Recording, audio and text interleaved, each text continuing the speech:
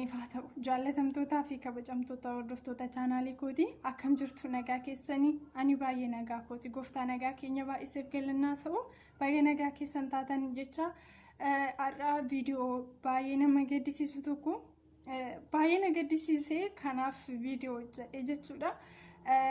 Viidiyoo kan hojjedhe xiqqoo tureera waan naaf hin mijannee fi har'a akka tasaa dirqamee hojjedhe jechuudha.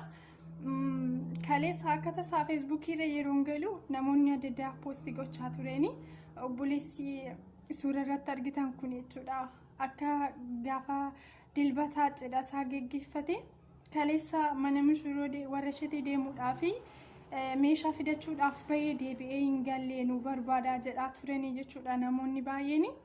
Har'a akka tasaa yeroo feesbuukii irra galu du'ee reeffisaa argameera jedhanii jechuudha arge.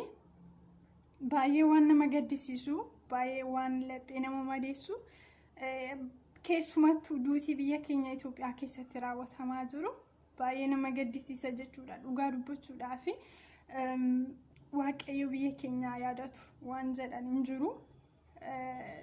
Duutii duruu jira namni ni du'a keessattuu duutii akka kanaa baay'ee nama gaddisiisa jechuudha.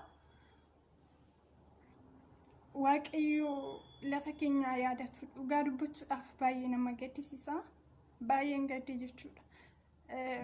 Gaa'ela isaa raawwatee guyyoota muraasa illee ture maatiin isaa gammachuu isaa hin argine jechuudha. Hiriyoonni isaa iyyuu gammachuu isaa hin hirmaanne dhugaa dubbachuudhaaf baay'ee nama gaddisiisa jechuudha.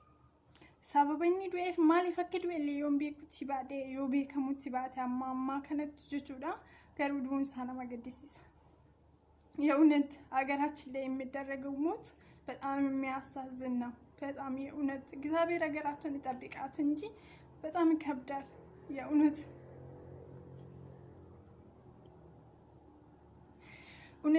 በዚህ የሚያስተላልፈው መልእክት ማለት ነው ለሁላችን እባካችሁ ወንድማችሁን አትግደሉት፣ ይኑር። ቢያንስ ባይጠቅማችሁ አይጎዳችሁም። obboleessi keenya yoo jiraate yoo nu fayyaduu baate jechuudha nu miidhu. Obboleessi keessan haa jiraatu, obboleessa keessan hin ajjeesinaa. Namni obboleessa isaa ajjeesu namni nama ajjeesu fuula waaqayyotti cubbamaadha.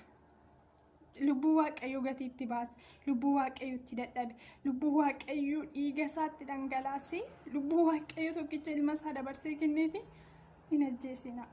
Tariitii namatu ajjeesu yoo ta'e jechuudha namatu ajjeesee fi dhiiseensaa maaliif akka du'e sababa isaallee yoo beeku baadhe baay'ee nama gaddisiisa jechuudha.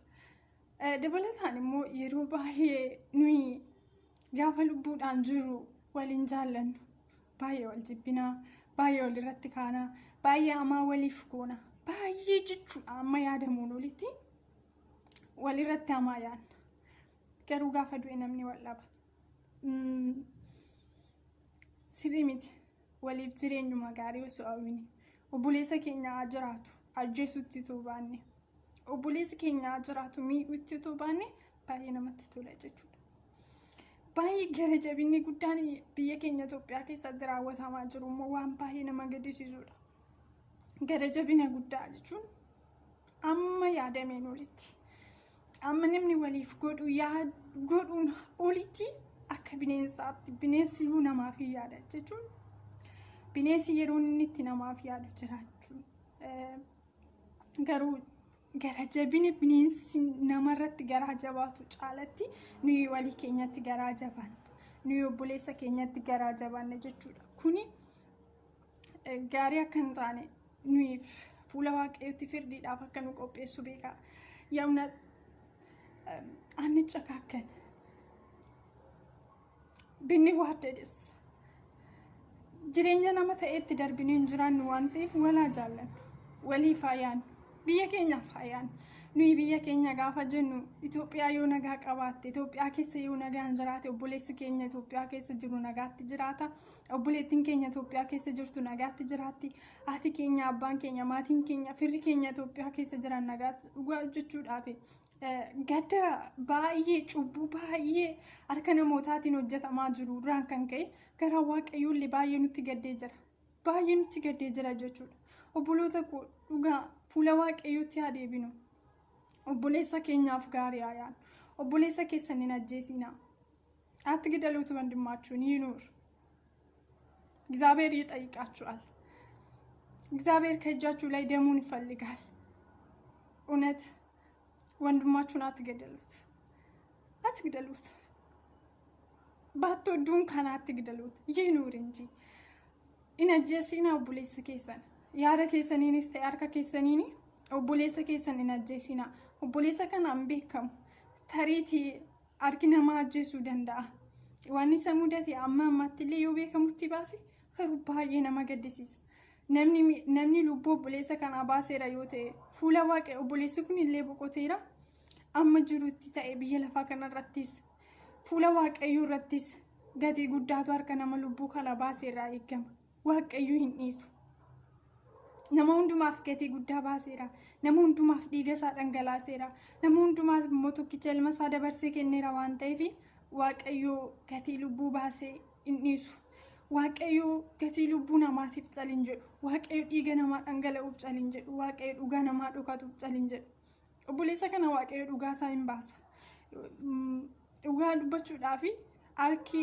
namaa lubbuu kana baaseera yoo ta'e garuu namni obboleessa kana ajjeese jireenya isaa guutuuti kan inni gubachaaf jireenya isaa guutuu joonja'aaf fuula waaqayyoottis buruu ibiddatu isa eeggata adaraa keessan obboloota koo wal jaalladhaa waliin ajjeesina waliin ajjeesu yaada keenyaanis ta'e harka keenyaa waliin ajjeesnu yaada keenyaanis ta'e harka keenyaan obboleessa keenya ajjeesuun nu ta'a baay'ee nama gaddisiisa maatiin isaa gammachuu keessa osoo jiranii gammachuu ilma isaanii osoo eeggatanii in argan malee in galapheen isaanii tuuttiin boqotiin hawwii keessa jiru malee osoo harka isaanii hin qabatin gammachuu isaanii nyaatiin obboleessi kun deebi'ee gadda mana isaaniitti galcha gadda jechuudha qeen gammachuudhaaf eegame qeen cidhaaf eegame qee gaddaa ta'e maatiin gammachuu keessa jira maatiin gammachuudhaaf eegamanii maatii gaddaa ta'a baay'ee nama gaddisiisa jechuudha dhugaa baay'ee laphee namaa cabsa jechoota nama harkaa badhaa waan jedhu dhabee dhugaa kanaaf adaraa keessan amma jirutti walaa jaallan ammuma jirutti nagaa waliif haayaan ammuma jirutti obboleessa keenyaaf nagaa haayaan baay'ee nama gaddisiisa gocha ciiggaasisaa gocha namatti hin tolle hin raawwatina dhugaa dubbachuudhaaf sammuun keenya iyyuu nu kassasa jechuudha sammuun keenya iyyuu nu ciiggaa jechuudha nu ceephaa sammuun keenya gaafa ammina hojjenne gaafa gocha hin taane dalagni sammuu keenyatu nu ceephaa maaliif immoo sammuun keenya akka nu ceephaa goona obboloota walitti hin cakkanina garaa walitti hin jabaatina